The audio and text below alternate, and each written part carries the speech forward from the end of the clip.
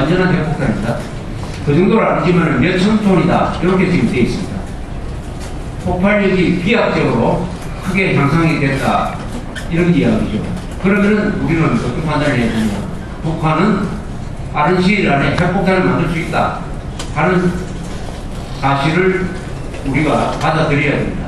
아주 엄중한 현실에 우리가 직면했어요.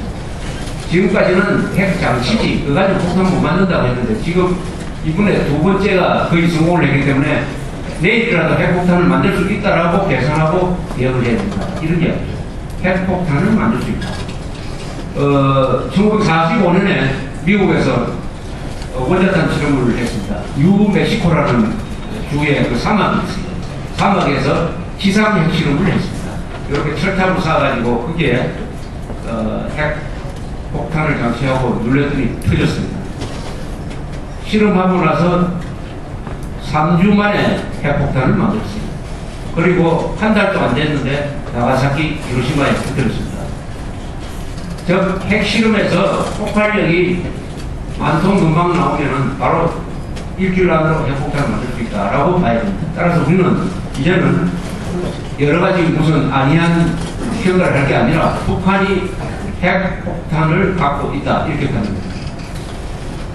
그러면 그게 이제 무게가 얼마냐가 중요한데, 나가사키나 히로시마에 터진 것은 4톤이었습니다. 굉장히 큽니다. 4톤이나 되니까 이거는 B29로서 운반을 했습니다. 히로시마에 핵폭탄을 떨어뜨릴 때 그 B29가 어디서 출발했느냐 하면은 사이판 섬 옆에 피니안이라는 섬이 있어요. 사이판 아마 여기 많이 가셨을 텐데 바로 옆에 피니안이라고 아주 납작하고 팔주로처럼 생긴 길쭉한 공군기지가 있었습니다. 거기서 출발을 했습니다. 그런데 이게 사투리 되기 때문에 여러 가지로 그 비행에 많은 그 신경을 썼습니다. 그러다가 히로시마에서 떨어졌습니다. 히로시마에서 약 7만 명이 죽었습니다. 7만 명, 순식간에 7만 명. 그때 히로시마에 한 인구가 한 100만이 넘었습니다. 100만 중에 7만 명이 죽었습니다. 그 사흘 뒤에는 나가사키에서 터졌습니다. 원래는 나가사키가 표적이 아니었습니다. 원래는 어디를 목표로 갔느냐 하면 지금 규슈의 북쪽에 보면 오쿠라라고 있습니다. 오쿠라. 규슈, 오쿠라, 그 지역이 공업지였어요. 그것을 목표로 해서 갔는데 선회를 하면서 폭탄을 떨어뜨리려고 하니까 구름이 잔뜩 끼어 있었어요. 목표물이 나오지 않았습니다. 그러니까 기름이 떨어질 정도가 됐어요. 돌아갈 때 두 번째 표적이 나가사키였어요. 나가사키에 와보니까 역시 여기에도 구름이 끼어 있었습니다. 그래서 이제 마지막으로 한 번만 더 돌고 간다고 했을 때 구름이 딱 열려버렸어요. 그걸로 폭탄을 떨어뜨렸어요. 그래서 그 유명한 성당의 바로 위에서 폭탄이 터져가지고 그 성당에 피신했던 7,000명이 다 죽었습니다. 거기는 산이 많기 때문에 사실은 나가사키에 떨어진 게 더 폭발력이 셌는데 사망자는 히로시마보다 약간 작았습니다. 또 나가사키에 미군 포로 수용소가 있어가지고 미군 포로 200명이 같이 죽었습니다. 또 이 두 도시에 한국 사람들이 많이 살고 있어가지고 한국 사람 원폭 피해로 죽은 사람은 한 2만 명 됩니다. 자, 이게 이제 초창기에 원자폭탄이었습니다. 그러면 4톤짜리를 가지고 북한이 운반할 수 있느냐? 북한이 지금 폭격기를 가지고 있습니다. 아주 도시 폭격기예요. 그것으로 운반할 수 있느냐 없느냐는 북한이 어느 정도 무게를 갖고 있는지는 알아봐야 되는데 4톤이 아니고 한 2톤 정도 되면 아마 운반할 수 있을 거예요. 그것을 싣고 서울 상공까지 도달할 수 있느냐? 있을 수도 있고 없을 수도 있어요. 있을 수도 있다는 것은 38선을 넘을 때 우리가 레이더가 제대로 작동하지 않아가지고 요격에 실패했다 하면 서울에 도달할 수도 있습니다. 그럼 광안도 상공에서 떨어뜨렸을 때 몇 명이 죽느냐? 100만 명이 사는 데서 7만 명이 죽었으니까 1000만 명이 사는 서울에서 4명이 죽고 수십만이 죽었고요. 수십만. 따라서 우리는 지금 핵폭탄을 머리 위에 이고 살고 있다고 생각했습니다. 이고 살고. 핵폭탄을 머리 위에 이고 살고 있는 한국에서 대통령의 방안을 짓밟는 이런 행동을 하고 그런 행동을 하는 사람들을 KBS, MBC가 적극적으로 응원하는 이런 구조다. 이런 구조다. 이런 거예요. 그래서 핵폭탄이 위험하지만 그보다 더 위험한 것은 대한민국 안에 있는 내부의 적입니다. 그래서 우리는 두 가지 핵폭탄을 갖고 있어요. 하나는 북쪽에 있는 핵폭탄, 남한에는 그 핵폭탄보다 더 위험한 내부의 적, 깽판 세력, 좌경 세력과 대결하고 있다. 거기서 어떻게 민주주의 법치를 유지를 해가면서 이 난국을 돌파를 할 것이냐, 이럴 때 국가 지도부가 어떤 식으로 행동해야 되느냐 하는 아주 이 고민거리를 지금 우리가 안고 있습니다. 그럼 이 문제는 어떻게 되느냐? 유엔에서 이제 안보리가 모였어요. 안보리에서 이런 큰 문제에 대해서는 5개 나라가 결정합니다. 5개 상임이사국이 있죠. 그 상임이사국은 미국, 러시아, 중국, 프랑스, 영국입니다. 이 5나라는 2차 세계대전의 전승국이고 다 핵 보유를 하고 있는 나라입니다. 핵 보유를 하고. 이 5나라는 핵을 가질 수가 있어요.